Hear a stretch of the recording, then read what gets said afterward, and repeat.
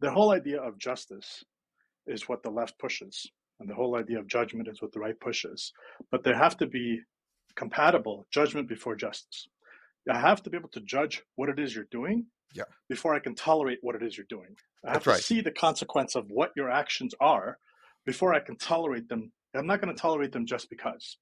I'm going to judge what does your action entail as a second order, third order effect before I can tolerate it. And that's the key. But you got to be able to judge before you tolerate. And justice cannot come until there's judgment made first. And they don't want that judgment part. Who are you to judge? How dare you judge me? You know, you don't know Right. me. Only God can judge me. This is the rebellious anthem of the teenage mindset that says that they know better than everybody else. And I say to them, look, there's room for that.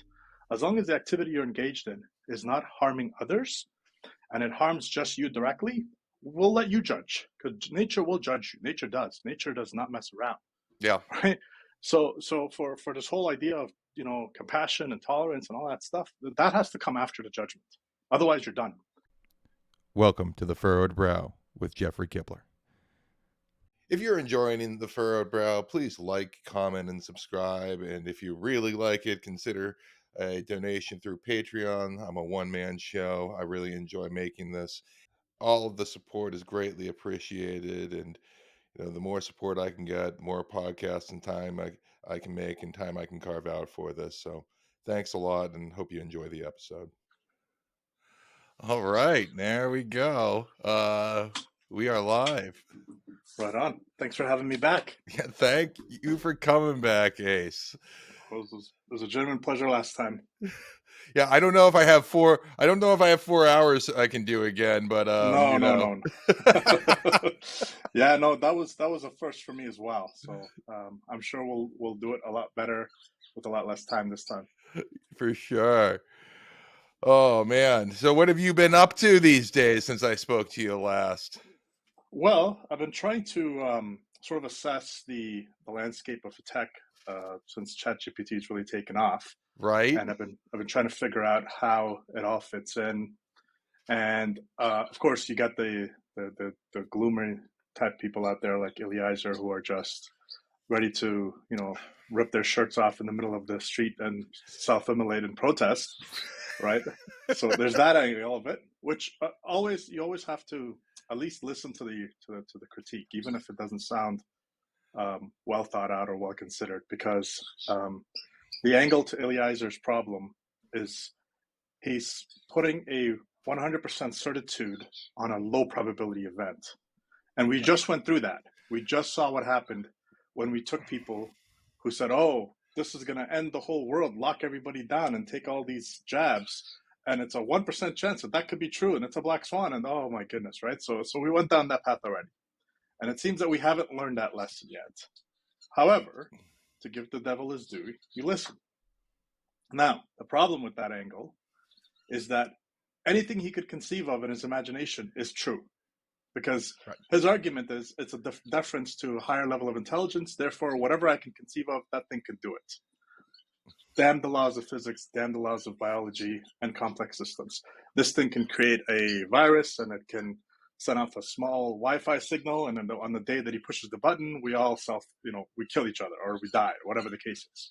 And so you got that side of the equation. Then you got the other side of the equation, where people are just completely dismissive of it. It's like, oh, this is just another fad. No, they're not as loud. And the reason they're not as loud is unlike crypto, this is actually immediately shown to be, a real world application. People are using it.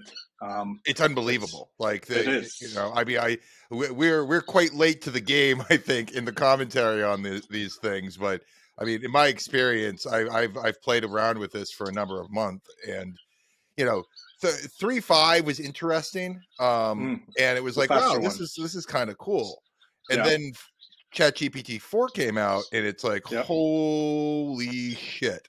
I'll give you a small example of what I was able to do with it. Like, so as you know, I'm not a programmer. I mean, I have some technical understanding, but I don't write code, SQL at best.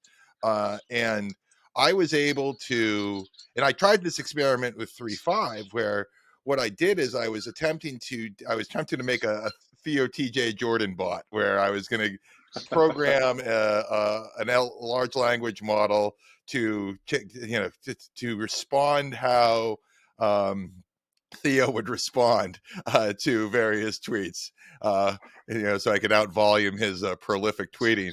And I got stuck, somewhere along the lines of interfacing with Twitter's API. I got lost.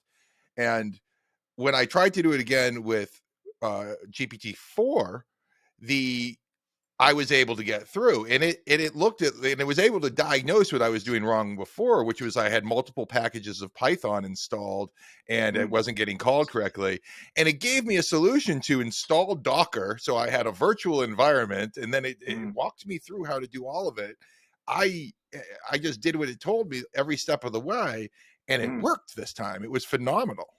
How long did it take you to get that up and running? I never got the bot itself up and running, but I was able to interface with, I was able to get all of the data off of Twitter.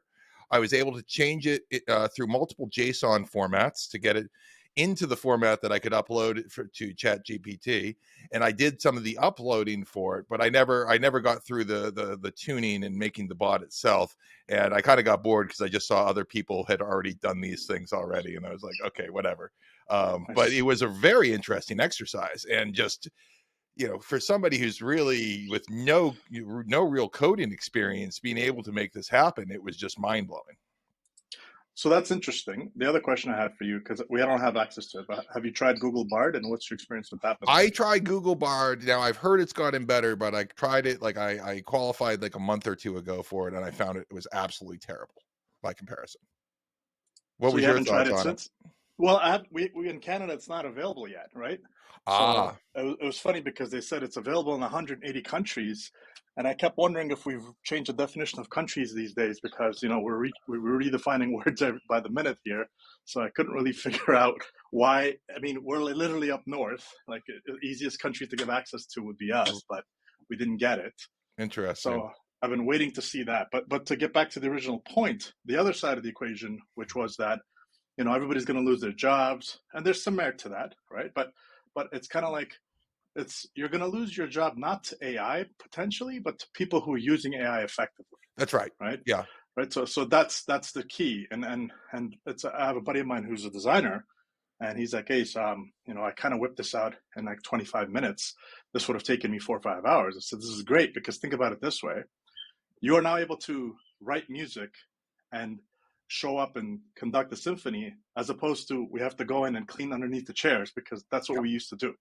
Yeah. Right? So if we can offload all the grunt work to these tools, it opens up the space for your creativity, because that gives you room to do some new things. Yeah.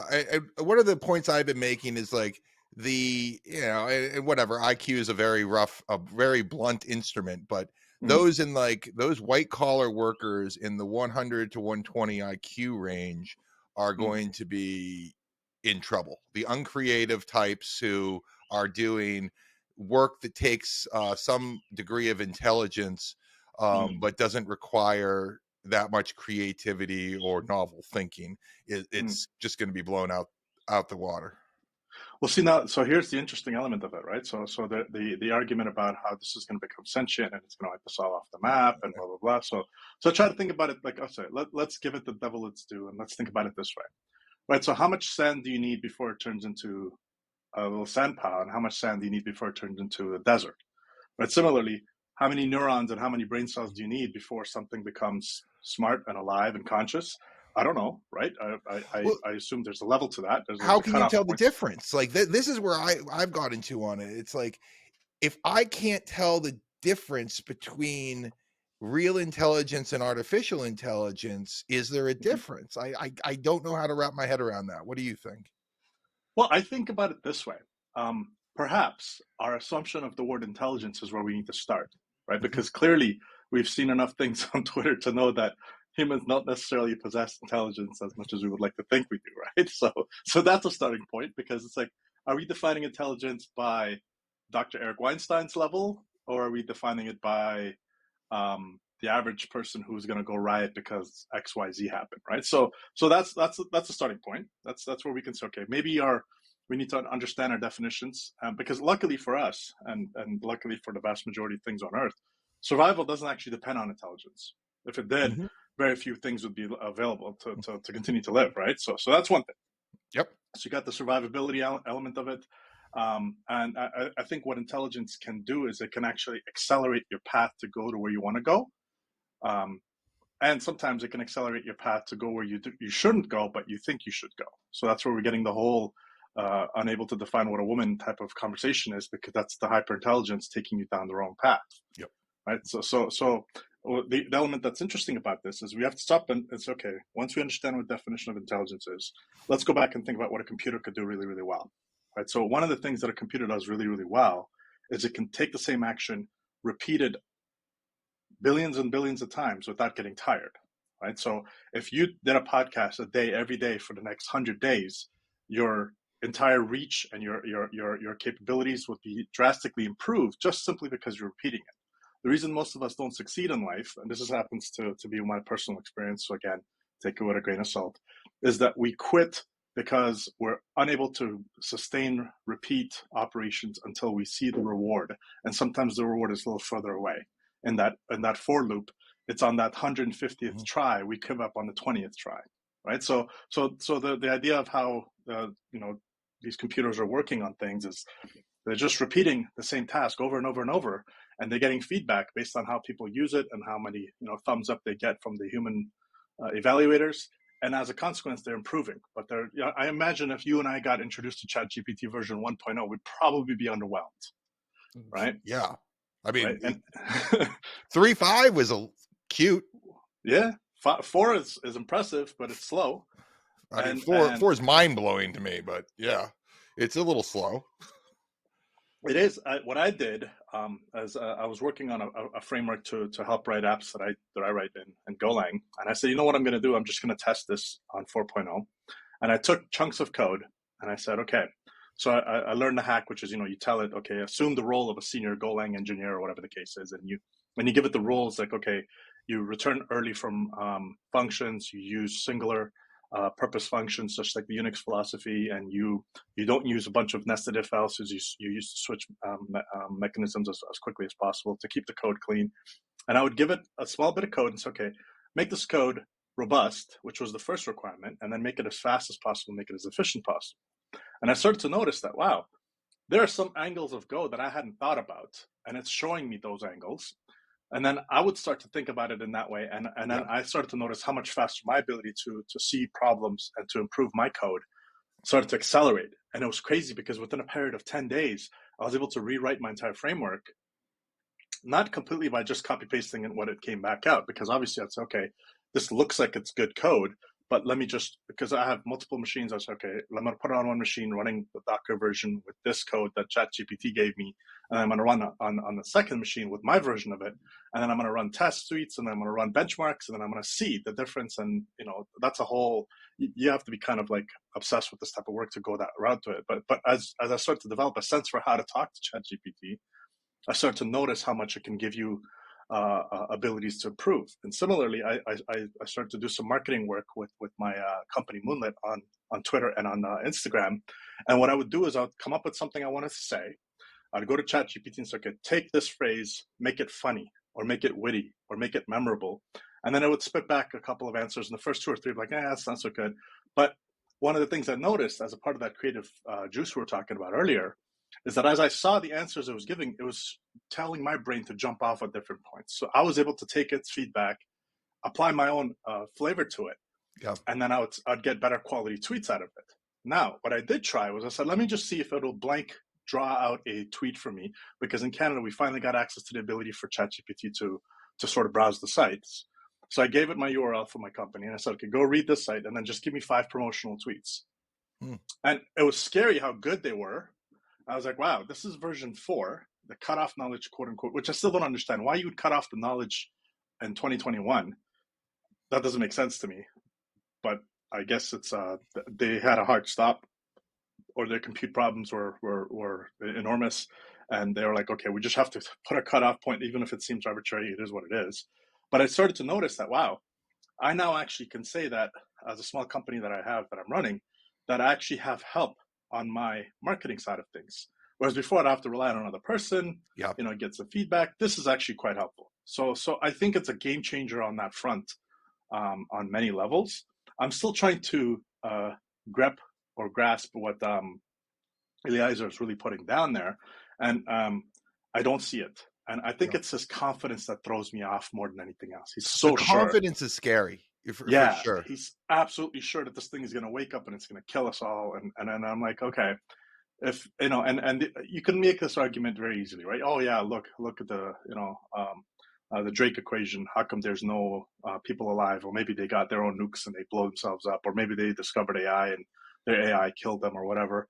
And it's almost always like there's a layer of human projection onto this thing, right? Why can't you project positive things on it? I don't want to be a Pollyanna, obviously. So, oh, Yeah. this thing is going to cure cancer, but it can't always be like, well, this thing's going to turn to Skynet, right? But they, I've been so through my wife, I've been interaction with some of the DSci community, and one of the guys, shout out to Science Stanley, is a LLM expert, and I'm Mm, actually hoping to get him on the show.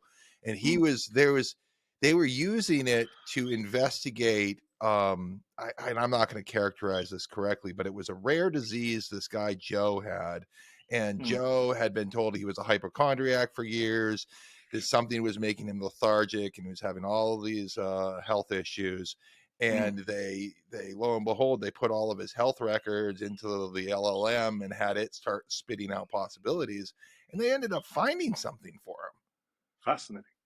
So that to me speaks to I'll give you a scenario, right? So people say, oh, machine learning is going to make predictions. I don't think it can make predictions. What it can do, Right. because it's always looking at past data, right? It's not, and because of the way the universe works and the laws of entropy and how there's new things created, I don't think it can make a prediction. However, it does do the following. If there was a connection in the data in the past that you didn't see, and then you saw that connection, and then that connection opened a door for you, now you're creating the future because of it. So that's where I think people have to be careful how they sort of measure the effectiveness of these machine learning models. It's the terminology that goes around it. It's saying, oh, it's going to predict the future. Not necessarily. It's going to help predict the future because it's going to give human beings a path that they weren't necessarily able to see before. Exactly. Yeah. I mean, I think Putin actually put this really well. He said the people that gain control of AI are going to rule the world. Like, it's going to be such a power leverage for people who have access to it that Mm-hmm. their capacities are going to greatly outstrip the potential of other people who have it. I mean, very similar in the way that, and power, like electricity and nuclear power or nuclear weapons, do the same sort of thing. It's a force multiplier. But I similar to, I think, what you're articulating is that I don't view it as an independent entity that is going to have power in and of itself. Right. That's the, well, at least in the current iteration of it that people are talking about. I don't see it that way. I'm not saying that it's Right. not possible. I'm 99% sure, but here's my difference.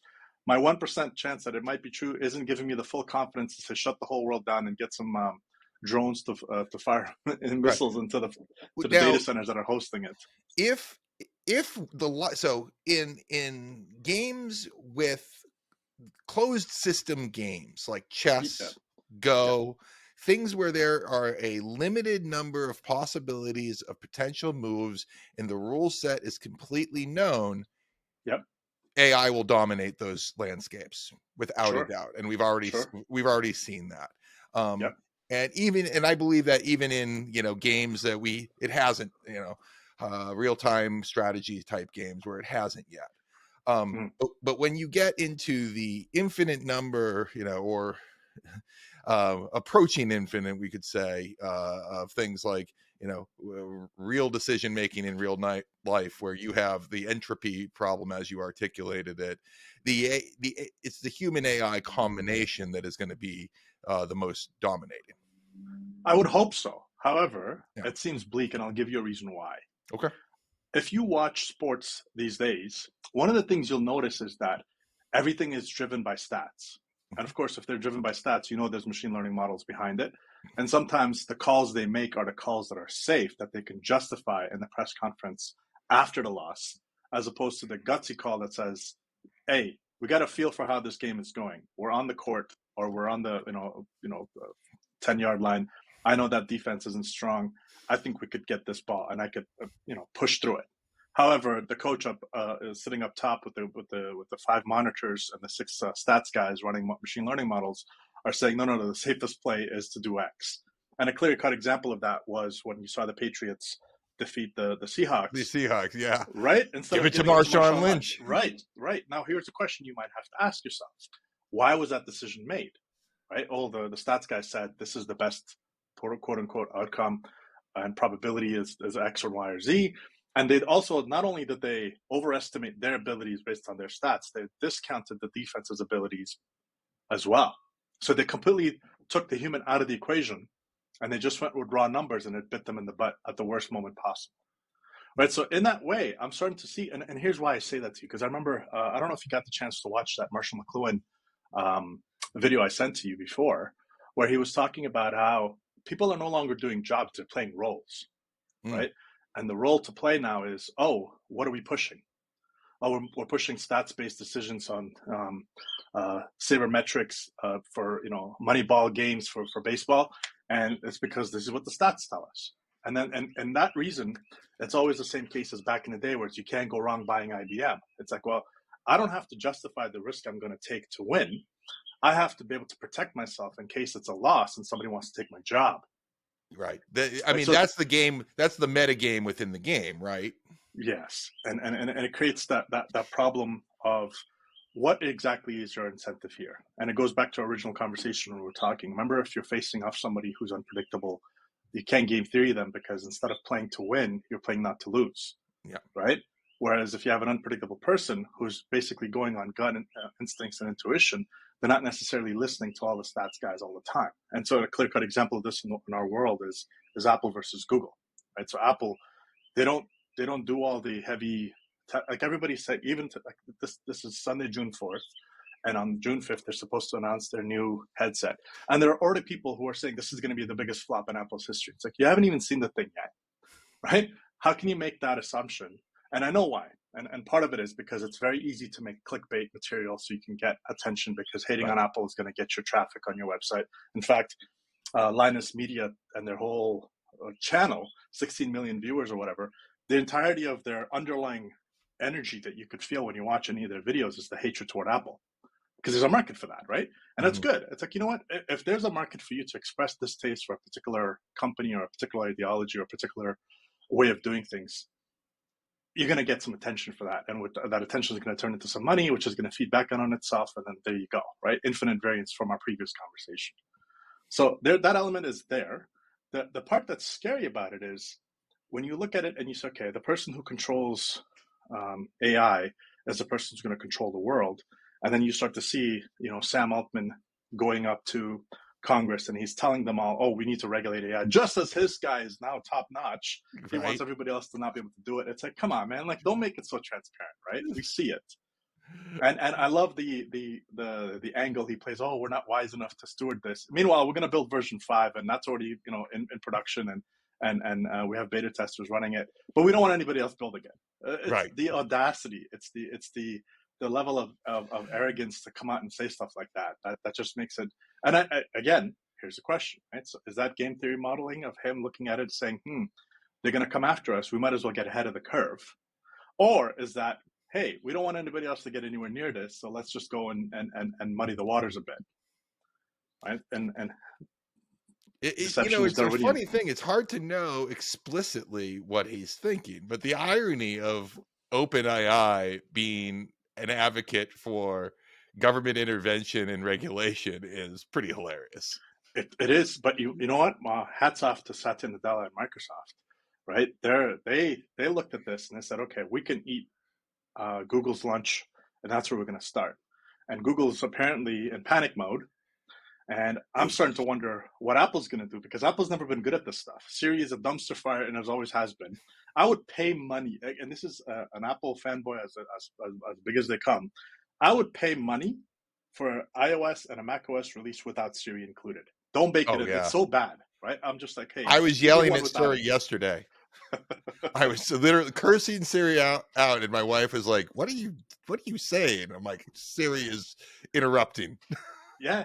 So now you look at it and say, okay, Microsoft decided to, completely take a shot at Google, cost them lots of money, make the game more interesting. And I noticed something very interesting that you would be appreciative of. What I noticed was a bunch of Google engineers that I follow, I noticed that a whole bunch of them are no longer pronouncing their pronouns. This has been a recent change and it's a recent development because they used to all like just, and they even had that link where you could click on it. It's a website that would actually show you what your pronouns should be and all that. And now quietly, it's like they're pretending like it never happened. It's like those guys who are using face mask pic profile pics and laser eyes. It's all of a sudden, it's like it never happened, right? It just quietly, I'm noticing a shift in the dynamic of how people are reacting to that. Do you think particular that has space. anything to do with what happened with Elon and Twitter? I see that the thing with Elon is he's an interesting character, right? I'm very skeptical.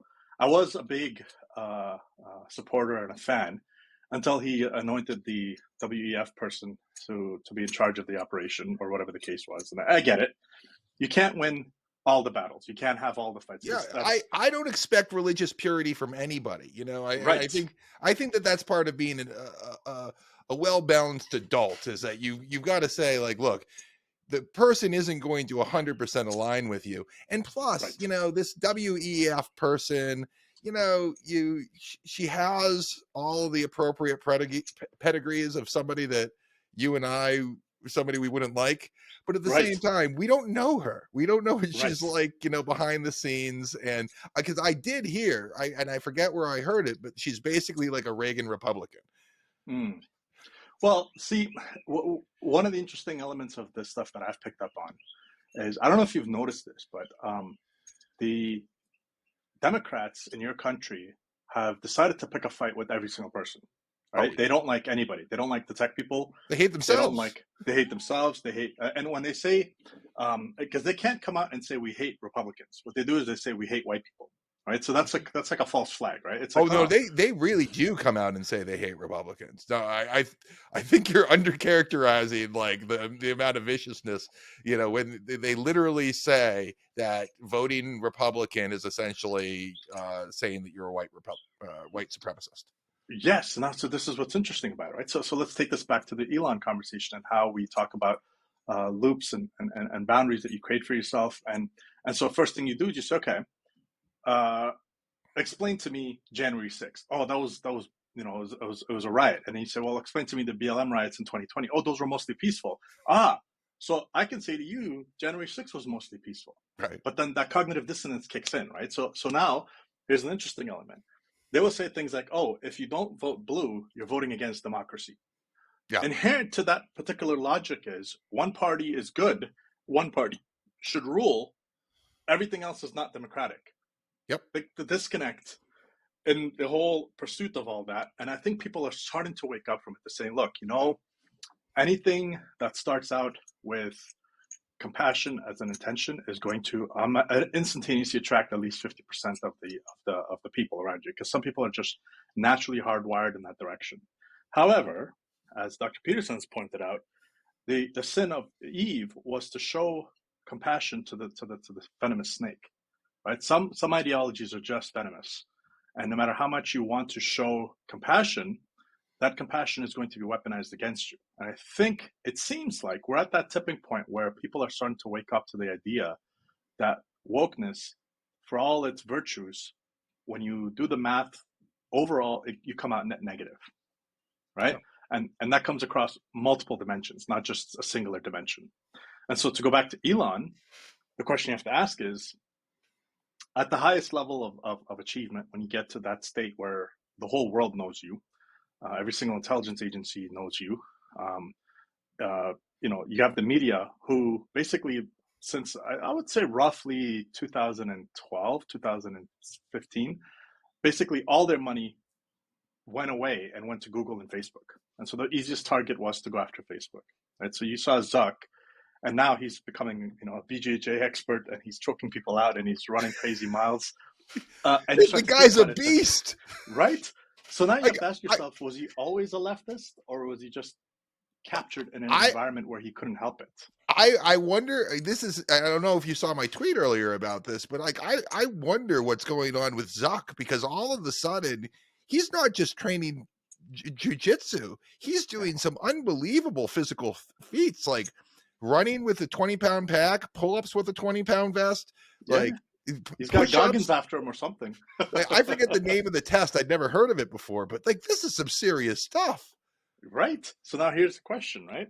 I started to think about this, and I remembered around 2000 and let's say 2007 and 8. Around that time, there was this prominent tech blogger by the name of Vivek Wadhwa. He's this Mhm. Indian guy, and he was the very first person that I noticed was pushing the whole. Oh, have you noticed that all the people presenting on Apple's stage are all men? They're all white men. And I was like, huh. So that's one in my mind, the genesis of this whole nonsense that we're seeing now is back then. And so what happened, in my perspective, and this is just surely from an observation as an Afghan who watches what happens when politics becomes entangled with a desire to loot the store, is that the newspapers, which previously to get money had to do lots of, they had to invest a lot of money, and they usually had limited reach, but they were also able to gatekeep. In comes Facebook, Google, and what they could do is they could aggregate the news globally, and they could present it in one place at the same cost of Yeah. building their actual product. So they were able to steal money very easily from the pockets of these media organizations. So now, what did the media organizations do? Well, they said, we are now anti-big tech. It was cool. Tech was awesome when Obama used it to become president. But the minute the script gets reversed and the other guy uses it, all of a sudden tech is not cool anymore. So then what they started to do is they started to push this ideology, and they started to force these companies to do these things that are obviously absurd at face value, which is that, diversity is our strength and all this nonsense. And I think that malware was pushed at the school levels, at these various, you get all these engineers, and then you hear them talk about this other stuff, and you're like, wow, you don't even realize the malware that's running in your head. Yeah. And you have this bubbled sense of reality of how the world should be, but it's clearly not that way. And now you're in a position of relative power. And if there's enough of you inside an organization like Facebook or a Google or an Apple, the management's going to have to start to look at this and say, it looks like the attack dogs that we have brought in to sort of mark our area safe. It's kind of like, when you paint that BLM on your store just so the riders won't break into your store, Yeah. right? You're kind of paying homage to them just so that they can leave you alone. Eventually, it turns on you, right? Yeah. Protein in scarce times, everybody starts to eye each other as protein. And so we're starting to witness that there's a break from this. I think people are starting to see the flawed thinking and the horrific moral equivalence of what these guys are trying to do. And to go back to And my question about Elon, do you think, because Elon went in there and cleaned house he ish, did. He right? did. Like, I mean, he Yep. clearly hasn't weeded it all out. Mm. But he has demonstrated that you can chop a tech company such as Twitter can remove 80% of its workforce, and it might even function better. I mean, that has to be eye-opening to Google and Facebook and these other tech monstrosities. And I mean, and here's another one. Like Amazon recently, this is in the last week, there was basically woke walkouts in Seattle where all these, because they were all forced to come back to the office, and now they're annoyed about that, and they're yelling about the carbon footprint that's being expanded, and that it's basically Amazon isn't woke enough, and everybody's like striking to an extent. Well, I mean, I'll give you my take on it. And again, as what I always tell people, take everything I tell you with a big bucket of salt, right? So what I started to notice was that Jeff Bezos stepped away, right? And Sergey and Larry stepped away. They already made their money. They don't need to do anything. Honestly, they could care less who's president. Sergey is like missing, or Larry. I forget which one. But Larry, one of them, like, I think Larry. Yeah, Larry is like has disappeared. Yeah, something is happening on that front, but we're not really sure. But one of the interesting elements of it is that when these companies become so large that they're not recognizable to their founders step away, the ethos starts to change. And one of the elements that's fascinating about how all this stuff is starting to sort of unravel over time is that they are almost held hostage, but Elon had what we call, and I would say this directly to his face if I ever had a chance to meet with him. I'd say, you had the perfect opportunity for the perfect storm. And I'll tell you what I mean by that. So the 44 billion that he spent to buy Twitter was not profit money from any of his businesses, right? That was just ballooned up stock price based on how irrational the market was to relative to how well Tesla stock should be doing, all those other things. He essentially took free money from an exuberant market to purchase a product that had one thing that no other product on planet Earth has. It has all the influencers in one place. Yeah. Right? You can't leave even, and we know this is funny because all the people the type of people whose politics rub us the wrong way, every single one of them, every single day will come at you for the first month and a half, telling you how much they hate Twitter and how fast they're moving to Mastodon while they're saying it on Twitter. The irony has to be on a level that you can't even possibly fathom, right? Claire Lemon's back on Twitter. Right.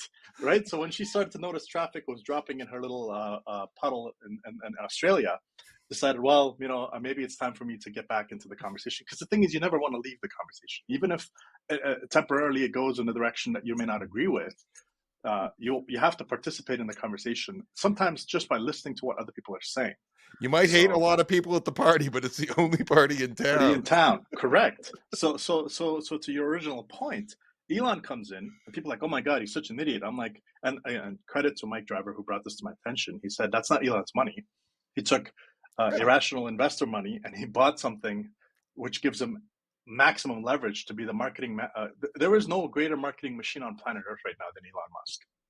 Oh yeah. If he was to accidentally retweet one of my company tweets or one of your podcasts, it would blow up instantly, right? Yeah. We would immediately get like 100 million views and listens and whatnot just because of what he was able to accomplish from it. And people are always like, well, Elon doesn't spend money marketing Tesla. Well, it's because he's kind of built the brand around himself, right? So that whole idea of doing it.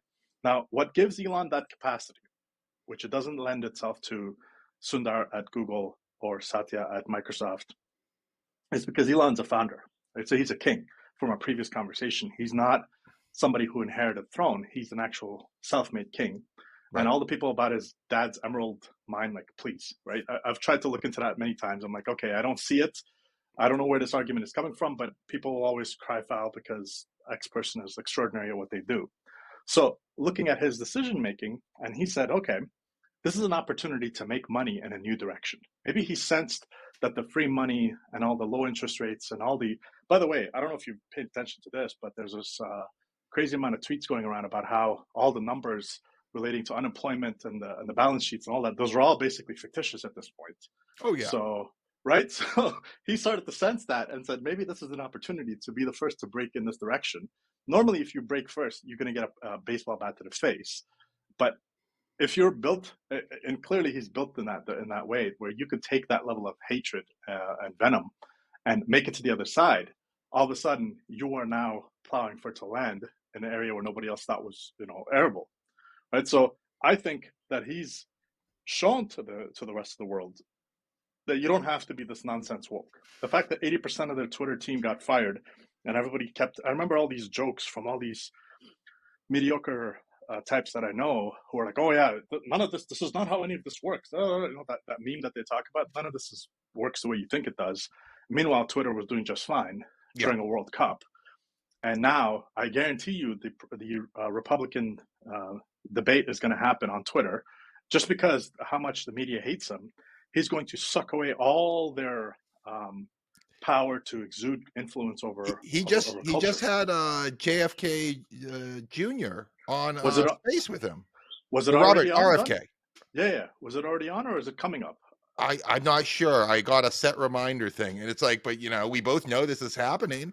Like, right? This is he's going to be able to have. I mean, God, imagine he had like Rogan like host a debate or something like that, or Tucker. Yeah. Jesus. Oh yeah. It's the whole layer of that entire enterprise and how they've set up the gatekeeping that they used to have is completely collapsing in real time.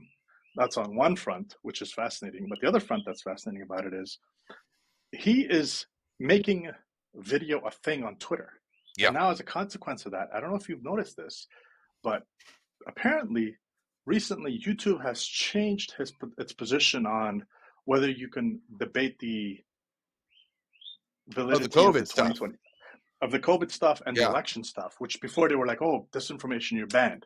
But Yep. now they're starting to notice, there's a lot of traffic being driven to Twitter. And now that he's making video a primary source of content on Twitter, people are going to look at it and say, why should I come on YouTube when I can get, what do they call it? Content strike? What do they call that thing? Oh, the strikes. Yeah. I mean, The I've strikes. gotten a warning already. For what? I'm not exactly sure. I'm sure it was something to do with COVID, though. And were you able to appeal about it or Yeah, anything? I appealed it and they denied it. You know, they don't give you any specifics or anything like that. But I mean, it was a Spaces that I was on with Theo Jordan, and so somebody was saying some pretty wacky shit, I'm sure. But here's the fascinating thing, right? So now think about this. You had a conversation where you are not able to control whoever else is speaking, whatever they say, and as Yeah. a consequence, they give you a strike. But on Twitter, you could not only can you reach a person, you could reach the person, right? You can literally tweet at Elon himself and say, like, I just noticed the most crazy thing that happened in this week, which amongst all the other crazy things that's happened this week was the whole Matt Walsh's "What is a Woman" thing being premiered on Twitter, and how initially it was not allowed or whatever, and then eventually it became the watch thing on there. And I'm wondering if that was all orchestrated or if that happened on the fly. I mean, there are too many smart people I think Walsh involved. got lucky there. I think it was the greatest Barbara Streisand thing that could happen to him ever. Right. So you look at that, and now you're let's say you and I are running YouTube, and we're staring at this, going, okay, this guy's going to eat our lunch, right? First of all, what he's done is he's basically trimmed all the fat from the organization. Our organization, we wouldn't even know where to start because how bloated YouTube must be at this point. And if any move we make is going to turn into a crazy riot, and we have to coordinate across 8 different companies because Alphabet, whatever, right? And you're staring at this guy. He's like, this is one man wrecking ball, and he's basically wrecking our sandcastles that we've built. On the other side, you got Satya and the OpenAI guys, and they're trying to come and eat Google's search lunch. I haven't done search in Google in a long time. I stopped going to Stack Overflow completely. I rarely go there now because when you go there, it's always a snarky, derisive answer from some guy who's, a shaman from some religious sect of JavaScript, and he's like, I'm not giving the answers to this question. And so it's like, okay, that angle is basically going to be completely destroyed by OpenAI's ChatGPT. And Google search, the number of ads you're giving me is problematic. The number of answers that you're pushing, like for example, there are some things, if you Google it, it'll literally tell you, oh, that's it's false information. It's they'll give you these weird screens where they're not actually going to give you the answer to the question you're asking about. And so you're looking at that and saying, okay, what's happening on Team Blue, which is picking fights with everybody, is also happening within certain sectors of tech, right? So Facebook is like, you look at Zuck and you say, okay, you had the opportunity to turn Facebook into something much bigger than it is. And the way you went about doing it was completely wrong, right? So you went and you became political. And if you had just taken the stance to be not political, you had the power to do that. The only person in possession of a voice large enough that if they came to you and they said, we want you to do this, regardless of which team comes to you to do that. And I say this as a person who hates both sides, just so everybody's clear. If side A comes to you and says, we want you to do this, all you have to say to them is say, okay, I do this for you. And the next time when those guys are in charge and they want to come and they want to tell me not to do this to you, how would you like it? That's all you have to do, right? If I can put that answer in front of you, but then again, as we've seen with people who are so enamored with their own intellect, like Sam Harris, where they can actually intellectually justify silencing speech that they don't like because the person speaking it is, quote unquote, a deplorable, is one way to put it. You start to see how all these things are sort of weaving itself together. And at the same time, what's interesting is how much the New York Times, the Atlantic, are actually posting things like free speech is a problem, disinformation is an issue. They're tearing at the fabric of the American society, which is in essence, destroying, I would say, and this is just a rough estimate, the amount of division that's been created because of these narratives that are pushed out there is probably robbed America of at least $1 trillion in potential wealth creation opportunities. Also, that the people who are running these organizations make a couple of billion. Right. So you talk about a parasitic problem to the very essence of the United States. You have to look there and say, you guys are basically at the point now where you are no longer flying private and having 5-star meals and having 1 or 2 articles a week. Now you're so stuck in the clickbait game that you're willing to tear the fabric of the country from which you are able to operate just so you can get some extra cash. Right. So that when I don't know if you've watched that show Succession. My wife did. Right. I swear to you, I watched that. I'm like, I wonder if this is how the New York Times was run. You know that Murdoch's like ex-wife or something, they just got divorced, I think, is like fourth. They had a something in her divorce settlement that said she wasn't able to give information to writers of Secession because it was kind of based upon that family. Right. See, this is what I'm talking about. Sometimes truth is stranger than fiction. Sometimes fiction is more apparent than truth. Right. So you look at these situations and you start to wonder about the state of tech, and you throw AI into that mix, and then you throw into the mix about how, I don't know if you paid attention to what's been happening up north with Trudeau and how he's been mismanaging the country's affairs here. I mean, is there anything new?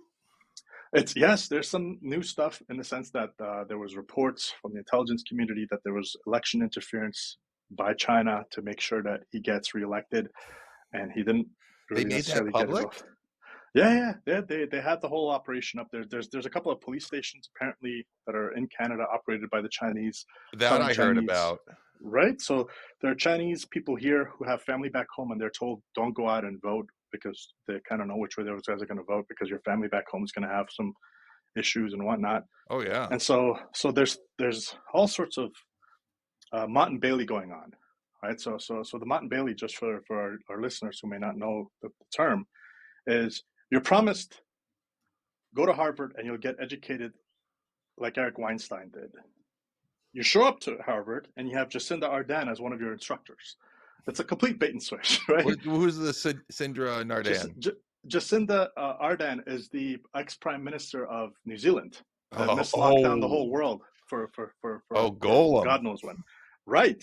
So there's that element of it. And I think Lori Lightfoot, the Chicago Lori Lightfoot just got a job with Harvard too. Right. So now you think about that. That is pure Mott and Bailey, right? So you're being promised AAA steak and you show up and it's fake meat.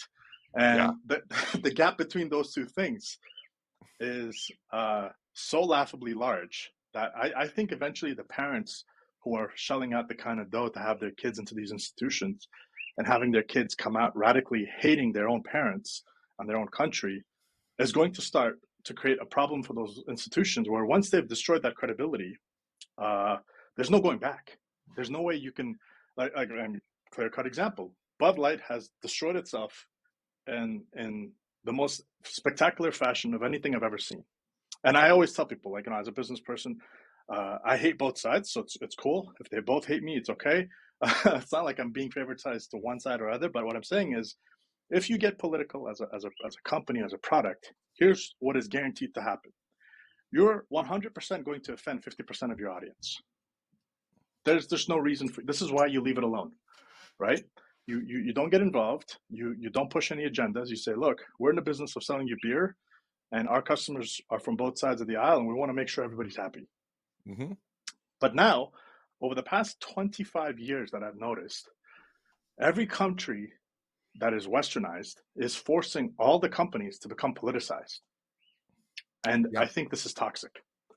I think we need to get back to the grassroots operation of leave the politics to the politicians, leave the business to the business people, leave the teachers to teaching. Everybody should stick to their lane and not have politics be the driver for all of it. Hypothetically would be nice. Eventually it would have to come to blows in that way, right? I imagine as your child is coming of age and you're thinking about schools, what would have been unconscionable to think about 25, 30 years ago about maybe I don't want to send my child to school is now like, hey, top of the list here, right? Yeah, I have. I mean, I spend a disproportionate amount of time thinking about how to keep my child to going to public schools, going to these ideologically captured universities for exactly the reasons that you say, is that I don't want them to be taught to, hate her dad. Right? Right? A Like and B, you'd have to basically send them to MMA camps first, just so they're safe on their way to 100%. and back, right? So Yeah. we can't have a society where this is the cost of participation has become so high that people are now just naturally revolting. In fact, I saw today that Italy is pushing a family pride event, so people with families can come out and celebrate as a backlash to the whole um, alphabet community's overreach of went from I'm pretty sure it was a weekend to a week to a month. Now it's going to become God knows what. Oh, it's But all there's year there's long now, really. yeah, yeah, yeah. Like it's fascinating that the number of people who are and I always tell people like let's you and I sit down and think about it from the perspective of Team Blue, right? We're Team Blue, so first thing is we don't accept religious precepts and God and whatnot. Okay, so that's one chunk of your audience. Second chunk of your audience is the people who want to have abortions. So now you Mhm. always have to ask a question: are you pro-abortion? Yes or no? And the answer person is like yes. So okay. So the next question I'd have to ask you is, how many abortions are okay? Is one okay or is nine okay? Like there's a number where you're like, hey, you're kind of pushing the boundaries here, right? Like so we'll go down that road and you get a specific answer. And then you say, okay, let's imagine that you eventually decided to keep one of these children that you had. And now you want to engage in uh, gender affirming care, right? So the self terminating cycle that you've enveloped your camp around Yeah. is so blatantly obvious that a moron could see it. Like, this is not a strategy that's going to be long term viable because guess what? The vast majority of the immigrants that I know, Afghans, Filipinos, Chinese, Indians, Jamaicans, Koreans, there is no room for these conversations at those No. tables ever. No. Right. So I don't know what the strategy is here, but the They fact don't. that they've the yeah. Go the ahead.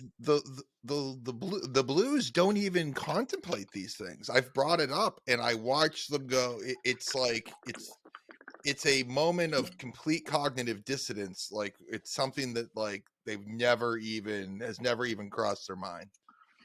Fascinatingly, along the same line of thinking, you ask somebody somebody who always quotes the New York Times for you as a source of authority. You say to them, "Hey, so Russia's bad, right?" Like, yep, okay. And then you say, "Well, here's a time when a New York Times writer literally covered for Stalin while he was committing genocide against his Yeah, own people." Oh, that's it's like it doesn't click. Like yeah, their memory is so short that what happened literally 2 years ago, 3 years ago, is I remember, and I remember this very, very specifically because when Romney was debating Obama, Obama had this funny one-liner. Oh, Governor, the '80s called. They want their foreign policy back, or something like that, and everybody laughed. And it was because when Obama became president, there was a scene where Sergei Lavrov and Hillary Clinton had that Staples reset button, right? Oh, we're going to reset relations with Russia, and Russia is great, and all that stuff.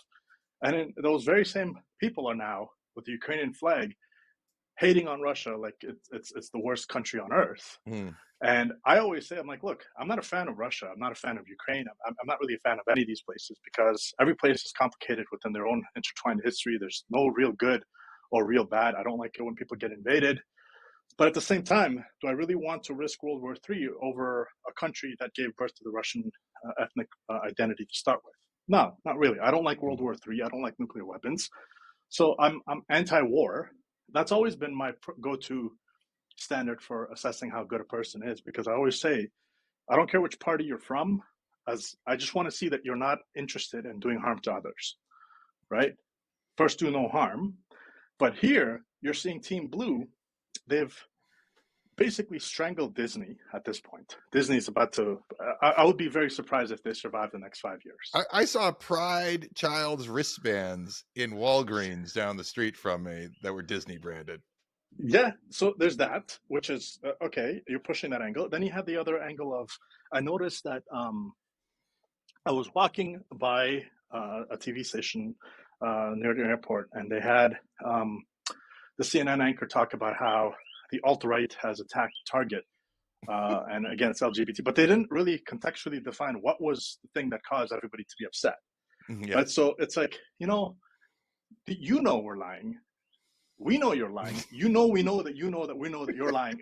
The layers of But we're deception here lying are anyway. we're lying anyway, right? And it's kind of like the whole idea of these TV shows with these messed up families, where it's like, I know that I know that I cheat on you, and you know that I know that you know that I know that you cheat on me, but we're in public, so we're going to pretend like we don't cheat on each other, and we're morally upstanding people, and we're really not. And then you start to see that the unfortunate thing that I keep coming back to is that deception is Darwinian, and the number of lies that we keep uncovering at scale, they're not minor white lies. They're literally entire tranches of lies. I didn't know this, but did you know that when Obama was handling the financial crisis, that when the S&P tried to downgrade the credit of the United States, that they actually got a, a metaphorical gun to their head saying, if you do this, we're going to make sure that you guys don't exist anymore. Oh, Technically speaking, Larry Summers probably did that. right? So now you're looking at this going, everything here is built on a lie. I'm Yeah. still looking for that one source of truth, one place where we could say, hey, at least this isn't corrupted. At least this is sustained its integrity from what we thought it was when it was founded till now, in the age of clickbait and shortened attention spans. And as Marshall McLuhan said, at the speed of light, everything is instantaneous anyway. Why do I have to bother reading? Why do I have to attach nuance and context? Why can't I just say Jeffrey's a white, cis, hetero enemy of all brown people, so I shouldn't be talking to him, right? So my thought process is, why can't I just jump to that conclusion, right? So this is the world that I feel like I was born in the wrong place at the wrong time. I don't fit into this place at all. You know what, Ace? I think our solution is we really just need more Indian American managers at the executive level. They seem to be sorting everything out for their tech companies. I'm really impressed with them. Well, you know what it is. It's like, it's hard to yell racist, but now they're even trying that. White supremacy doesn't necessarily equate to your skin color, right? So they're even going that far. Like, I'm pretty sure if people heard our last conversation, this one, I'm sure they would pretty happily come to the conclusion that I am indeed a white supremacist, right? Which, well, you have Hispanic, white supremacy is really taking off in the Hispanic community. I hear these days. Yeah, anything to do with merit and success, and not the elevation of victimhood and injustice and all those other elements that are out there, is immediately attributed to white supremacy. Well, what's crazy is the woke side themselves are pushing things like meritocracy, showing up on time, high achievement are white supremacy values, which is just the most nuts racist thing that I've ever heard. So you hear that. Imagine if somebody believes that, right? Like, imagine if somebody like takes them seriously at face value and then goes to themselves, well, those things seem like really good things. I value people who believe in meritocracy, showing up on time, achieving so on and so forth.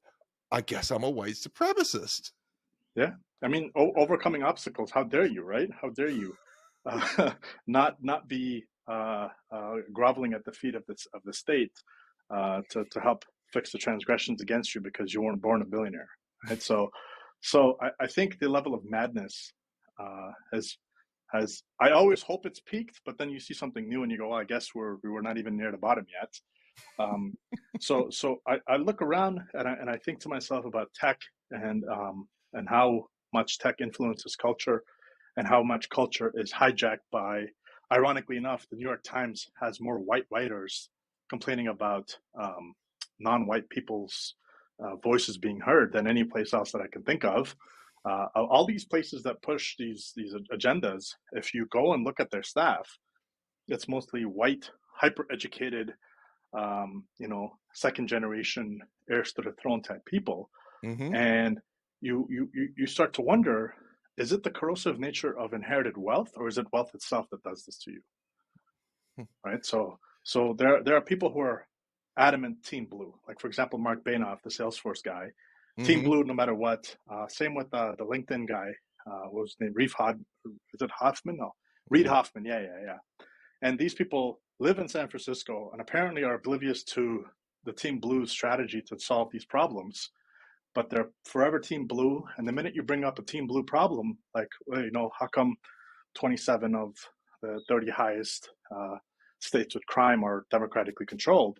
And the immediate rebuttal is, well, how come black people aren't doing better in Mississippi, which is government red controlled? It's like, okay, we can address that issue after. But why don't you address this issue first?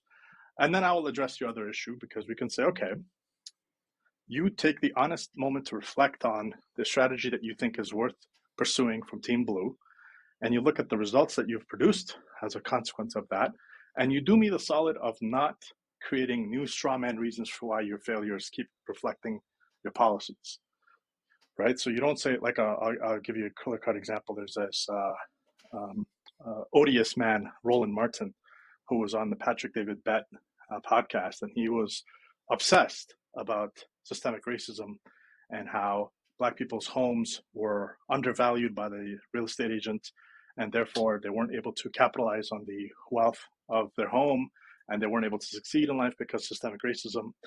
And PDB just basically let him off the hook. I would have been like, okay, hold on a second. If I'm a rich black man, i.e., I'm LeBron James, this is an opportunity for me. This is an arbitrage opportunity for me. I could sweep into these neighborhoods where they're supposedly undervalued. I can pay slightly more than what they've been promised, but still under market value, and I could capitalize on the difference. So if systemic racism is a real thing, the market is one of the fastest ways to correct this. Because if you undervalue something, right, somebody else will snap it up and they'll turn a profit onto it. And all of a sudden, that moron who showed up and tried to undervalue it realizes, oh, look, we just lost all this opportunity to make money from this because we were being stupid and racist. Similarly, like, I have a tech company, and if I want to hire a woman and I could convince her to take 77 cents on the dollar, I'll fire every man on my team, right? I'll get all the same labor at 30% discount, and I'll defeat my competitors instantly. Unfortunately, reality doesn't work like that. Right? Reality always says to you that your assumptions are incomplete. Not only are they incomplete, sometimes they're completely wrong, right? So we're seeing this, and you start to think to yourself, what is a person like Roland Martin's drive? What has possessed them to think this foolishly, right? And you naturally, unfortunately, always come back to, oh, that's what they're paid to do. Right? That's how he makes his money. Yeah. Right. And I'll give you another example, and this is going to sound controversial, but hey, that's what we're here for. You look at Jeff Bezos giving, I think, Clown Prince Van Jones from CNN $100 million for his whatever organization. I look at that and I say, if the white patriarchy is as evil as you think it is, maybe they're paying you that money so that you'll defend them when the mob comes after them. So you're basically a useful idiot. Your $100 million insurance policy against the woke backlash that may come to Bezos's door. It's protection money is what you're suggesting. Exactly. Yeah. I'm not suggesting, I'm saying it right out loud. Yeah. And if you're Van Jones and you have any self-respect and self-awareness, the first question you have to ask yourself is, did I just sell out? Because if I'm really a believer in my cause, did I just sell out for some easy money? Or am I foolish enough to think that this person actually believes what it is I have to sell them? And I have to say, I've read all the letters that people write about how Jeff runs his business and how you show up with a PowerPoint, he doesn't listen to you. And if you haven't thought your solution through top to bottom, he'll cut you to pieces in his meetings. Mm-hmm. And that's how he became the world's wealthiest man, because that's how he built Amazon. I have to say that I've listened to Van Jones enough to know that he wouldn't stand a chance if he had to rigorously defend himself and his ideas to somebody like Jeff, right? So I'm looking at this as an observer, and I could say this. You can't. I can, because I'm not your skin complexion. Even though I may be a greater white supremacist than you are. You're not seeing his picture. Well, actually, I'm going to have the cartoon picture of you up. So yes, Ace is a brown man. I am a brown man. I'm an Afghan, and I although, as we've already established, I am a white supremacist. I can clearly say that if I'm Van Jones and he gives me that money, I'm gonna think twice about that, right? So now and it's sort of like the whole idea of reparations. I'll get into that with you. we've had that conversation in Afghanistan about what is because there's 5 tribes that all go to war with each other. So there's always killing and slaughter and rape and torture and all that good stuff that comes from a shithole country. Yes, it is a shithole country. And if you have a problem with it, I will happily book a ticket for you to go out there and enjoy a Sunday afternoon with the Taliban. But the idea of reparations is interesting. And it's interesting because you have to say to yourself, okay, I wasn't directly impacted, but I'm willing to say that the pain and anguish of my ancestors worth $10 million. So you're willing to put a price tag on that? Okay. That says more about you than it does anything else. That's very informational because some things are priceless, right? And if you're willing to sell out your ancestors for pick a number, any number, it's instantaneously should make your skin crawl if you have a moral compass of any sort. Because that's a conversation I'd be like, there's no amount of money that you could pay. Like if I was to, God forbid, kidnap your daughter, torture her and kill her, I don't think there's a price you'd be willing to accept for me to say that it's okay. It's interesting, you know, I mean, the U.S. government did this in Afghanistan. I think probably also Iraq is when they would have civilian casualties. There would be payouts to the families. Yep. You know, and part of me is like, look, you know, you can't bring the kid back, but at the same time, you can ease some of the other suffering a bit. And I don't necessarily fault those families from taking the money. Neither do I, but I always have to ask you, right? It's like, how much are you willing to pay? How much are you willing to accept that I did all these horrible things to this person? What's the price? That's all I want to know. Because once I know the price, we have a different game. We have a different calculus at play. Yeah. Right. So I always tell people it's not about I'm not advocating for it. I'm just showing you the natural conclusion of the game you're opening yourself up to. Because now you're putting a dollar figure on suffering and pain that's, in my opinion, not something you could really put a dollar value on. And it's selfish it's for your gains. It's not for anything else. It's just, let's admit it. You're going to take that money so you can do whatever it is you want to do with it. You're not going to take that money to go help a shelter in Greece by the man named Takis who puts videos on the dodo, right? So the natural inclination is, if you are opening that door and you're willing to take that money, what's going to happen is you're going to degrade both yourself and the person giving you that money. Right. That's the natural problem of it. And I think, you know, one way that people say you want to have something at stake, you know, say, you know, somebody needs to pay a penalty of sort, but benefiting from it is morally questionable. So I think in some ways, some people, when they are put in situations like that, will take the money and give it to a charity or something like that. Hopefully that's fine, but the vast majority of people aren't going to do that, right? So that's what I've noticed. Now, to bring it back to Afghanistan, what the Americans did when they engaged in actions that were indiscriminate and they killed civilians is they essentially sowed the ground with the seeds of their own destruction, because they covered it with so much blood that they had no sympathy for them. You don't show up to a country like that with the size of the military and your might that you have and lose because you are inferior fighters. You lose because you lost the moral authority from the ground on which you spoke and stood on, right? So if the Americans showed up and their actual approach to this was, look, we don't want to be here. We're here because these people who have taken over your country are parasites. By the way, we're going to just admit to the fact that we funded the Mujahideen while you guys are fighting the Soviets. So these creations are essentially our creations. So we're going to, first of all, admit that, right? That's how you start the conversation. You say, okay, before we build a new nation, we have to address the nation we destroyed. And as we helped to rebuild Afghanistan into what we think is going to be a prosperous, peaceful nation, let's put all the facts on the table.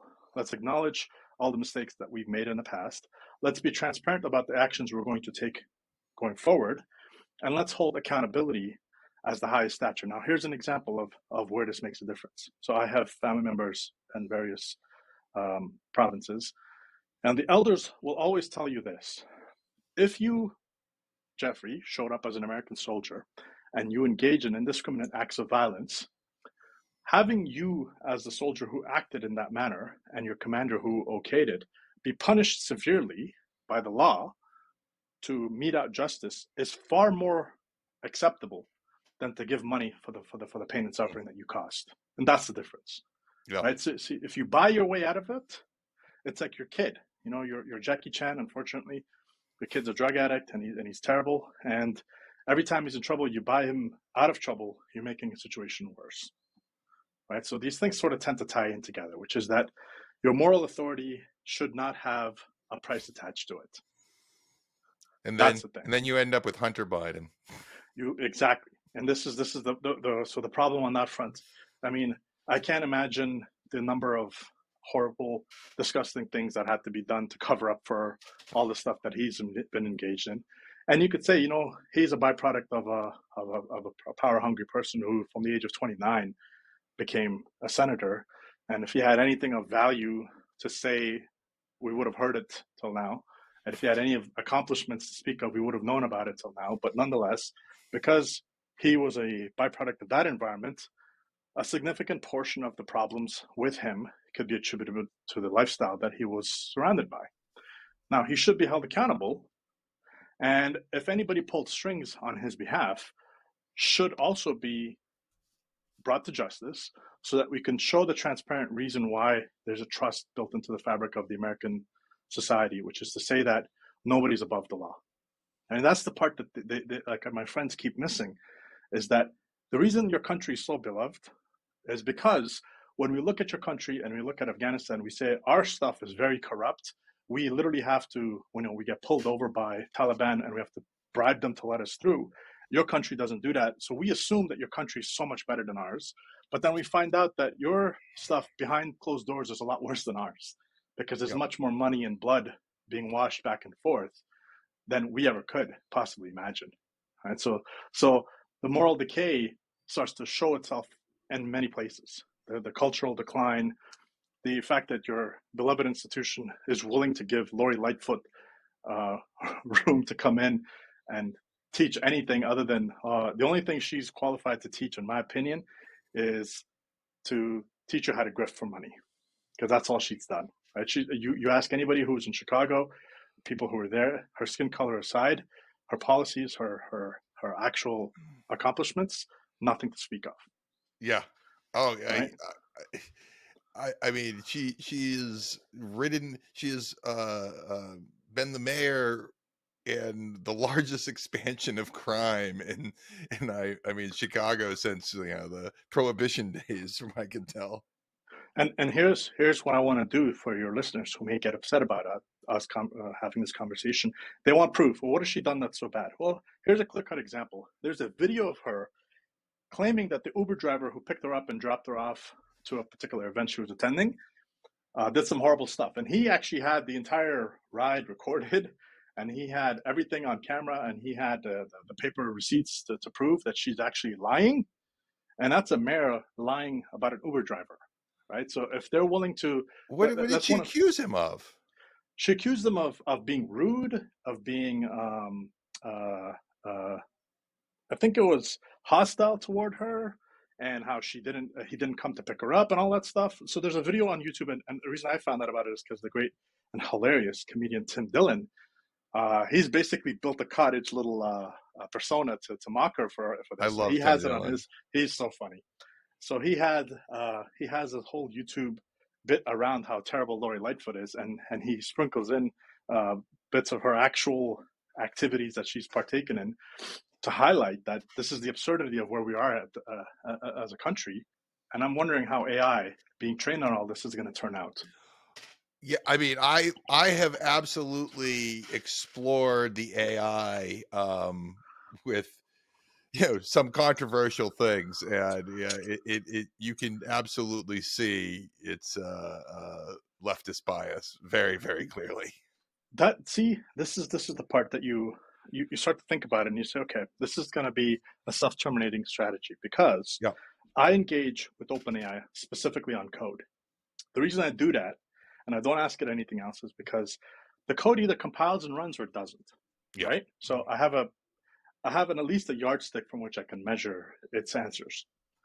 Now, when it comes to other stuff, here's what's going to happen.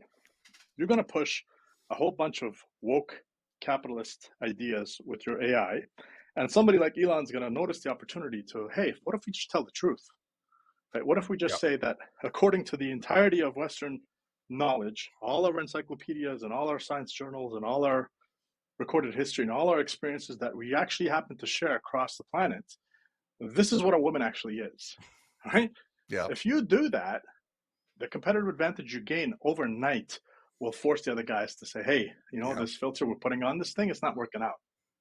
Yeah, I mean, one of the topics I explored with ChatGPT was um, comparing, contrasting euthanasia programs in Germany in the 1930s versus Canada's programs now, and it was quite fast. I mean, to its credit, the one major thing that Canada has going on is that the euthanasia program, the MAID program.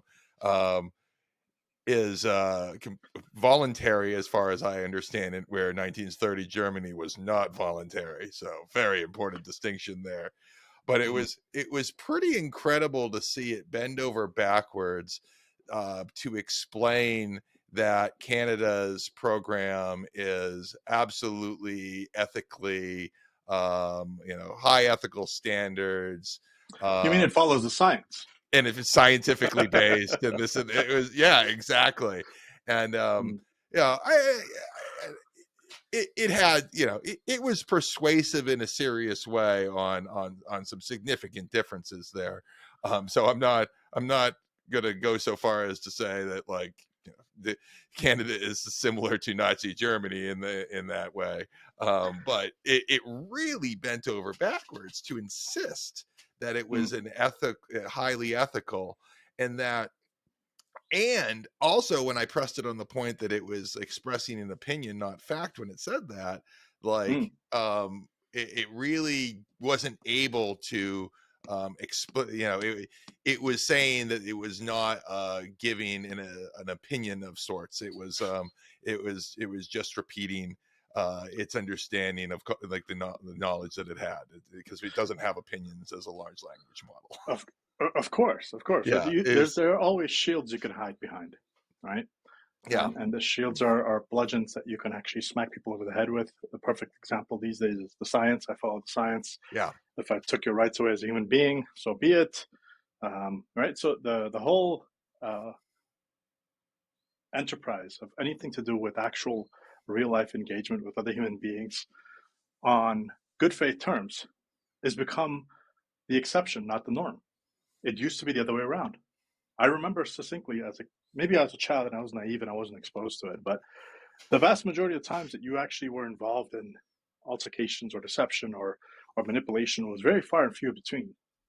And these days, it's very few far between exceptions where you were engaged in good faith. yeah. I don't know how that happened.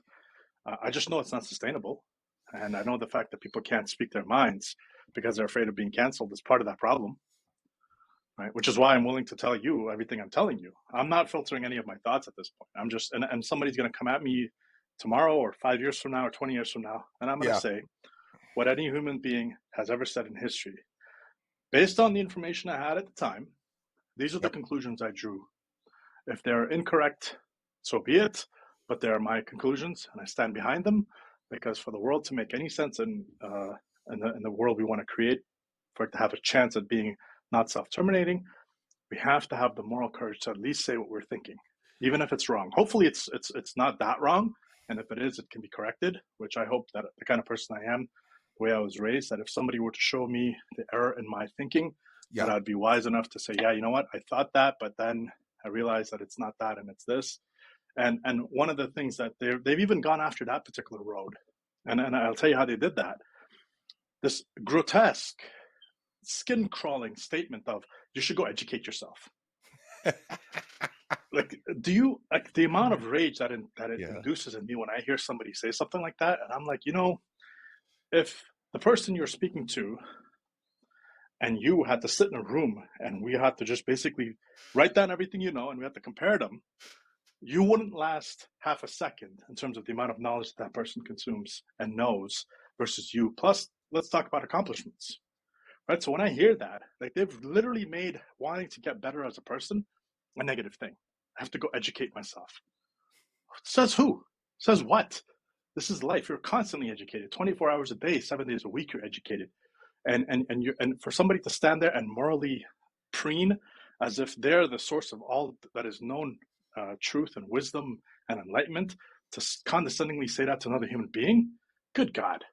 Like you are the person who would be one of the henchmen that Stalin would have standing next to in one picture, and in the very next picture, you would be the guy in the gulag because you didn't laugh at one of his jokes. Like that's the kind of disgusting streak of arrogance that you're displaying when you say Yeah, something like I that. mean, and that really is a point that Solzhenitsyn, I'm gonna butcher that word, the author of the Gulag Archipelago, makes in terms of the importance of speaking the truth, and Yes. that, it it a functioning society requires people who are willing to stand up and speak the truth in the face of immense social pressure otherwise. Now, I also have no desire to be Socrates, Right. and I mean, at some point, it is like, give me the hemlock, let's just do this. But I I also have no desire to be a martyr in that particular way either.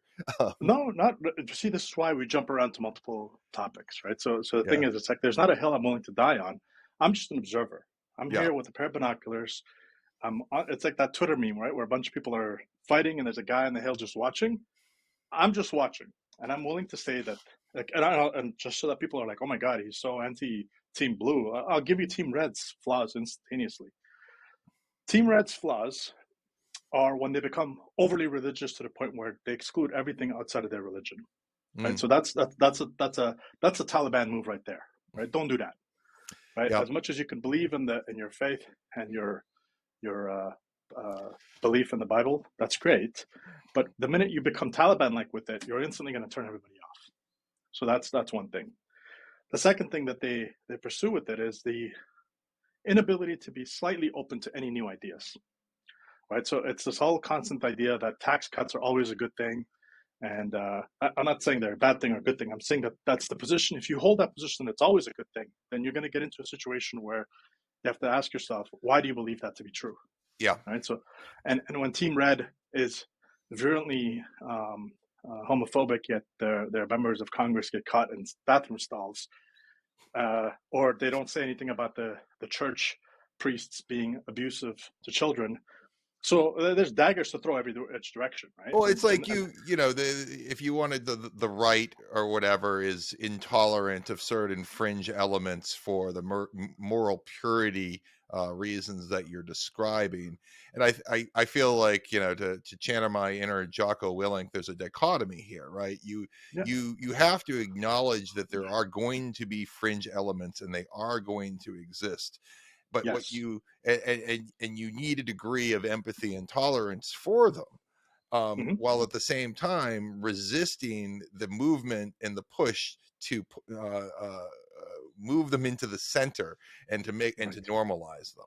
And right, that's when I end up having an issue. And this is like, it's like the pride stuff. It's like, yeah, there's going to be gay. There are gay people. There always have yep, been. There always will be. But yep, having a year-long, month-long, what have you, celebration where you represent to children that this is a superior, because anytime that you have a celebration of things, the reason you celebrate them is because you want to communicate to people that this is a way to emulate. um, yes, and and and I don't feel like taking, I don't want there to be, I like some punk rock and heavy metal, but I also think that punk rock and heavy metal are more fringe stuff, right? Like right, you don't want all the kids saying that I want to be the punk rock rebels. yeah, You need, the stuff that should be in the center, the things that we should be celebrating are things like family and community and achievement, um, yep, you know, and being compassionate and tolerant people, but a tolerance that keeps the fringe elements, you know, not as a all encompassing part of your image, right? Like Yep. you we're all sinners, right? We all make Of course. mistakes. We all have like, we all have a bit of I certainly do a bit of the weird and the weird and the bad, but Yep. I don't want that's not the part of me that I want to hold up and display in public and make as an example to be copied by everybody. Yeah, and I think I can sort of boil it down to this based on everything you just said. See, the whole idea of justice is what the left pushes, and the whole idea of judgment is what the right pushes. But there have to be compatible judgment before justice. I have to be able to judge what it is you're doing Yeah, before I can tolerate what it is you're doing. I have that's to right. see the consequence of what your actions are before I can tolerate them. I'm not going to tolerate them just because. I'm going to judge what does your action entail as a second order, third order effect before I can tolerate it. And that's the key. You got to be able to judge before you tolerate. And justice cannot come until there's judgment made first. And they don't want that judgment part. Who are you to judge? How dare you judge me? You don't know Right. me. Only God can judge me. This is the rebellious anthem of the teenage mindset that says that they know better than everybody else. And I say to them, look, there's room for that. As long as the activity you're engaged in is not harming others and it harms just you directly, we'll let you judge because nature will judge you. Nature does. Nature does not mess around, Yeah. right? So for this whole idea of compassion and tolerance and all that stuff, that has to come after the judgment. Otherwise, you're done. Because Yeah. I'll give you an example. We're a tribe.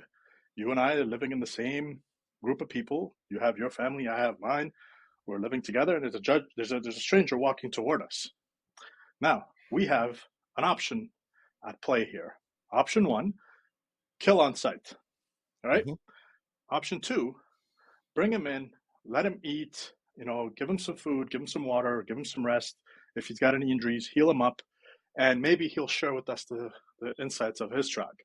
Or maybe he kills us in our sleep, right? So, what do you do in that situation? Well, it always depends on which one of those two priorities you put first. Do you put the compassion first or do you put the judgment first?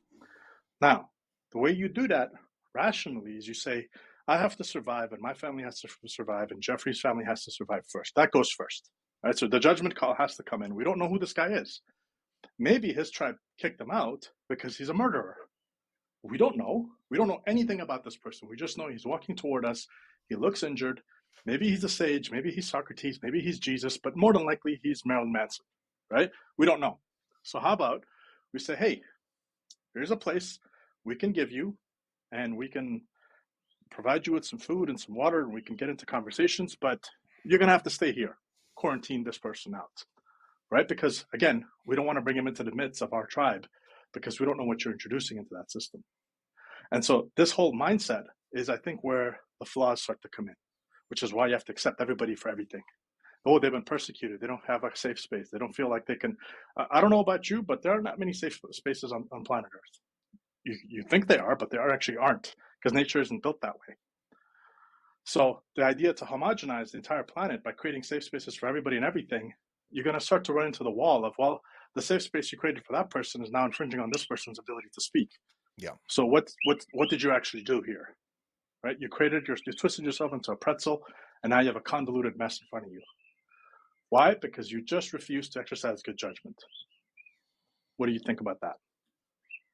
I mean, I think that that's 100% correct. Like you have to be you want to set a standard of reciprocity with people that you encounter as much as you can so that they can expect your people, when your people are known, that they will treat you well as you treated them well. But Yep. you have to also be cautious towards people who do not have that standard and who will take advantage of you. There's this great game theory thing. It's like if you um want to find, I think it's like the iterative prisoner's dilemma, it might be Yep. called. Yeah. Yeah. Yeah, where they found the optimal solution to it is like, if you cooperate, everybody gets more. If you both cheat, everybody gets less. But if one person cheats, one person cooperates and one person doesn't cooperate, the non-cooperator gets, more, and the cooperator gets penalized, right? So Right. it's like, how do you run a program or a protocol that says, like, to encourage the optimal solution for everybody, which is everybody cooperating? Hmm. Well, it's, you start off cooperating, and as soon as somebody else doesn't cooperate, you don't cooperate for a while, but then you Right. go back, if they cooperate again for a while, you go back to cooperating, right? Right. So, Right. and it really, and while it's just a model, It's a way it's to a think. it's a Yep. math it's a game, right? I Yep. do Yep. think it has a very good relationship to real life, where in terms of an optimal strategy, because and I think we've talked about this before, that, like, capitalism and business is not so much about competition, it's about cooperation. It's Yep. about, and it's the ability to cooperate effectively with the most number of people in the most effective way. And Yep. so, billionaires, people like Peter Thiel, people like Elon Musk, Satya, and the CEOs of these major corporations, what they've figured out is how to have the most cooperation going between the people that they work with and their Yep. customers. Yep. And that makes for the most profitable and rewarding organizational outcomes. Yep. It's not so what I've realized in my contemplation of these ideas is that the idea of capitalism being really while it is in essence it's a competitive, Hmm. that is not the defining characteristic of successful businesses. It's your ability to cooperate. And I would probably be doing a lot better in life if I had figured that one out a lot earlier. But Well, see, to to give that particular take some flavor and some meat onto it, I like to propose the following um, thought experiment. Right, the thought experiment being that there are phase change events that actually can take your assumptions and either collapse them on themselves, i.e., a black hole type event Mhm. where the space for options is so limited that if it's me being dead or me being judged by my 12 peers, you're going to be in the ground and I'm going to take my chances with my 12 peers, right? Or it's a matter of time, right? So if you reverse it back to the distance when the decision was made to pursue a particular strategy, assumptions again fall apart. So here's where I would add an addendum to what you just said, most of which I agree with. The problem is we are shaded by our Bayesian inferences from our priors, right? So if you and I engage in a strategy of mutual cooperation and uh, the retaliatory option of not cooperating in the event that you uh, cheat against me, Yeah. this has a simple but flawed assumption built into it, which is that the minute I cheat, the cheat is so small that you can recover from it. What if Mhm. my cheat is Yeah. so big that you die from it? Yeah. Right? And I'll give you an example of where this whole idea collapsed. There was this notion that if we just play nice with Putin and we just bring him into the you know family of nations, that we would all sing kumbaya and reset relations. And as they've learned, that's not actually how he thinks. Right? Similarly with Hitler. Similarly with Xi Yeah. Jinping. So there are certain instances where the mere risk of what you're willing to cooperate on is opening you up to destruction, Yep. right? So you have to be uh, vigilant in what you open yourself up to while you're engaging in cooperation. And so I think about it this way: as I come onto your show, my risk profile is somebody takes a snippet of what we have to say and they try to make me famous for it and they try to cancel, right? Completely. Of the 50,000 things we've said already, I'm sure there's 5 that you could do that with right now. Yep. So my risk profile is I have a small company. I'm starting it up. It's just me and my teammates, and we're trying to get somewhere. And automatically, we've alienated a whole bunch of people, and we become famous for the wrong reasons. My reward is that I've been able to communicate my values, and hopefully, that comes across to a larger scope of the audience to say, I may not agree with him, but at least I see where he's coming from. And so I take that consequence and I say, I'm going to engage in topics where I can speak to it with some level of competence and maintain my integrity by not, as you know, as Eric says, you have to be able to hold your positions honestly, and at the same time, make it so that somebody would be willing to listen to the two of us talk, because there's a billion things out there to do. Why would they listen to you and me? Right. So the Bayesian inference and the priors have to matter. And so if you're going to cooperate with a company, it depends, right? So if you're Apple and you're cooperating, but you're cooperating with China and they're stealing all your intellectual property, is that really worth it? Right. And now they're starting to learn that it's kind of hard to extract your supply chain that you spent 25 years building in a part of the world whose policies are no longer in flow with your own. Yeah. And who would have known that a bunch of communists aren't the kind of people you'd want to be in bed with? Who could have predicted that one? Right. But in the short term, your strategy was, I can make a couple of $1 trillion for my shareholders, might as well go all in on that. Right. So this is where, again, it's just like before. We have to look at it and say, was your judgment sound? And I say this from I think the best show on planet Earth that ever was written was Breaking Bad. And the best line from it was from Gustavo Fring, who said to Walt, you can never trust a drug addict, right? Mm-hmm. So if you see a person who practices poor judgment, i.e., if you're going to do business with a communist country, whatever comes is going to come. And when it does come, I'm not going to have sympathy or empathy for you. Right. I understand why you did it, but will I be sorry that you got destroyed from it? No.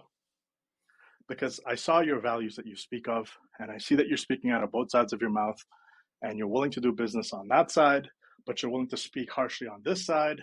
And when somebody questions you as to why you're backing movement A in this country while not speaking out against movement B in that country, now we're talking about Disney, of course, and their entire push to the agenda versus having slave labor Muslims, the Uyghurs in China, for their movies. What starts to happen there very quickly is they start to come to the terms of something that the Afghans always preach, which is that if you're not trustworthy and you're not loyal and you don't have integrity, if one of those things breaks, all of them breaks. Yeah. Right. So if you ever had a conversation with me where you felt Ace has no integrity, the rest of it wouldn't matter. Our previous 4-hour podcast, this hour and a half, none of the conversations we've had would matter, because instantaneously everything we've done would be multiplied by 0. Right. So people always talk about a multiplier. Sometimes they forget that multiplier is a 0. Right? You can easily get yourself into a situation where your multiplier is a 0, and once that happens to you, there's really no coming back. And so we go back to that original idea: practice judgment before you practice compassion and empathy. Absolutely. Yeah. I mean, for some reason, a line from Jim Cramer of all people popped into my head there, and that sell. Stocks do go to 0. They do go to 0. Stock markets go to 0. You know what's a really rare thing that people take for granted? The fact that you could short something. That's a new phenomenon. It never happened before, because if I am in the market to short something, somebody has to be willing to pay me on the other side of that bet, right? Mm-hmm. And if you're shorting an entire country and that country is deeply embedded into your economy, and you short them and they go under, who's going to be able to pay you on this side of the equation? Yes. Right? I don't know if you ever saw that movie with Steve Carell. I think it wasn't Margin Call. What was it called? Brad Pitt's in it. The Big Short. The Big Short. Yeah. Right. So remember that scene near the end where he's like, if you don't sell now, there's nobody on the other side to sell for you after. And he kept wanting to hold, right? Yeah. Because of his rage about the incompetence and the sheer Machiavellian nature of their deception was pissing him off to the point where he wanted to see them buried. But he had to be gently reminded that if they are buried, in fact, there will be no payout. So your position has to have a cutoff point from which you have to say, okay, I've proven my point here. I've stated what I said, and I think it's time for me to walk from it. Which is why you and I kept saying, we're willing. There are hills we'll die on. For a family, you come after my family. That's a hill I'm going to die on. Am I going to get canceled for speaking against a particular flag on a podcast? No, I don't really care. I tell those people, triple down, quadruple down. I would love nothing more than to see you take your desire to the maximum degree. Go I for mean, it. and part of the mitigation strategy, at least for me on that, is trying to align myself with people who have similar thoughts so I don't become dependent on people who have crazy beliefs. Yeah, yeah. It's and what's interesting and fascinating about that is as you build a product, right? If you are in the artistic camp of building things because you love, because there's two ways to do this, right? I can build something so I can make money, which is fine. A lot of Yeah, people just have to pay their bills. That's what they do. Or you could do a principle that serves above that, which is that I want to be a force for creation. And the way I will illustrate that for you is as follows. Right? So right now, everybody knows that America is the big bad wolf. America could go into any country on planet Earth and they could destroy it within minutes. Right? One nuclear bomb or one HMS carrier, George W. Bush Sr., or whatever the case is, and launch 100 Tomahawk cruise missiles and they could destroy it. Sure. But real power is what can they build? Right? mm, And you say, okay, take your might and let's just see you fix California, or let's just see you fix Chicago. Can you do it? Right? Because a force for creation is about 1,000 times harder than a force for destruction. well, I mean, maybe we get the guy from El Salvador to come into Chicago and take care You of know, things. people hate that guy, but if you listen to I think his name is Bukaleli. I think I'm gonna butcher, but it's Bukaleli. Yeah, Nayab Bukaleli. Yeah. So I was watching how he handled the crime problem, and everyone's like, "Oh, it's funny to hear people in human rights organizations complain about the way he's handling the crime in a country. Oh, he's violating human rights." I'm like, listen, here's the trade-off the people of that country made. The trade-off they made is that your idealized solution of human rights was not good enough because they couldn't go out on the street and have their kids play. right. So they made a choice. They said, hey, for the time being, we need you to clean up these streets. Now, whether you agree with them or disagree with them, that's their people's choice. They made that choice. Why can't you live with that choice? Why do you have to project your values onto those people when who's the consequences of your decisions and your preferences you're not going to have to live out? Yeah. I mean, shout out to Ed Clay, a buddy of mine who just got back from El Salvador. He said it was amazing down there, that it was super safe, that people were quite happy on the street. It seemed to be thriving. And whatever the president did there, it has been a resounding success. I mean, Yeah, it's the unfortunate nature of the situation is that, and then this is like you were talking about the Stalins, the Hitlers, the Maos and whatnot, the Z's, and some people you can't negotiate with. They're not yep, going to change their behavior, and they only respond to force. yep, Um, and that and a lot of these criminals that are operating within these cities like Chicago are not going to. You're not going to send a counselor out. That's not going to no, work. no, And that the only solution, if you want to deal with them, is to make them disappear. yeah, no. There's some people. I guess it's this idea that how far do you have to be gone before you're gone, Yeah. right? So, and I remember and this is me paraphrasing Christopher Hitchens, and he gave the example of friends, colleagues, brothers, if I may dare say, comrades. He said, if you were in debt, I could pay your debt. Mhm. If you were being persecuted and imprisoned, I could volunteer on your behalf to pay the penalty and do your time for you.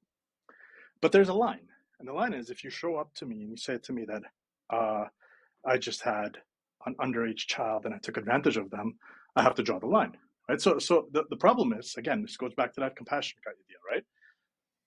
The compassion can't be unlimited because the Yep. minute it feels like it's unlimited, it turns into a weapon against you. Yeah. You have to say to people, look, you were brought up in possibly the worst situation possible, right? Crime riddled neighborhood, uh, drug dealer for her father who's in prison, mother who's engaged in prostitution because she has to pay the bills and her boyfriend is abusive. I will give you all of that. Yeah. Here's what I will not give you. I will not give you the freedom to use that as an excuse for any bad decisions you make. Yep. That's our pact. I will make you this deal that if you try to do things the right way, I will have your back. But there are lines that I will not allow you to cross. If you kill another child because you're joining a rival gang, I will not excuse your behavior because of your past. So this is that whole idea that compassion cannot be unlimited because nothing is unlimited, right? And neither can judgment be unlimited either. You can't constantly judge people harshly because you don't have all the facts. So this is where that whole balance situation comes into play. And I think where Team Blue loses the conversation is, in their mind, everything is excusable if the person is a victim.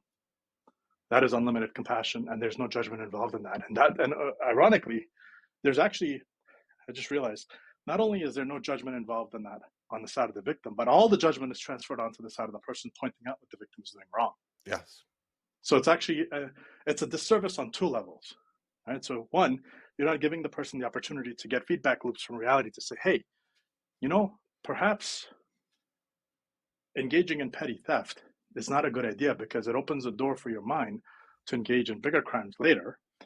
Oh, you're so judgmental. How can you say that? He's just a hungry child, blah, blah, blah. I'm like, okay, I'll give you an example. I learned this from studying Sufist Islam. Take a guess as to why they tell you not to smoke. It's very simple. They say it's not that the smoking is bad, it's that it leads to the habit that makes it bad. Okay. Right? So it's that first cigarette turns you on to the second cigarette, which turns you into the pack, which turns you into the smoker for life. Right? So certain acts that you engage in open the door for habits to be formed. Creating dependencies that will cause you problems later on. Okay, I see what you're saying. Right? This is why. So if you see a child engage in activities that you disapprove of as a parent, when you're mad at them, they think you're just mad at them because of what they did. What they don't realize, because their time horizon hasn't developed yet, is that you're preventing them from becoming a person you never want to see them as an adult. Right. Yeah. Right. Because you're nipping that in the bud because you're like, I'm projecting into the future, and if this is how you behave now, I don't want you to be the kind of person I'd walk away from 20 years from now. Right. Yeah. So this is where again that judgment comes into play, which is judgment. A prerequisite of judgment is the time horizon built into it. The compassion, ironically, is the space equation. So they're like, okay, all your rules of judgment are collapsing because in this space, this person needs all the compassion they can have. But if you give them all the compassion they can have, you've discounted the future of what they're going to do. And as a consequence, you're setting them up for failure. And if you're judging them harshly only on the future, you're not giving them a chance to rehabilitate in the present by giving them a chance to actually appropriately compensate for the damage they've caused.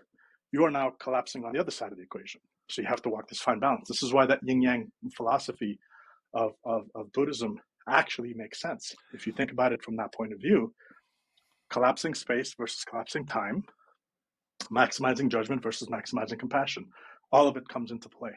Yeah, and it works at every level.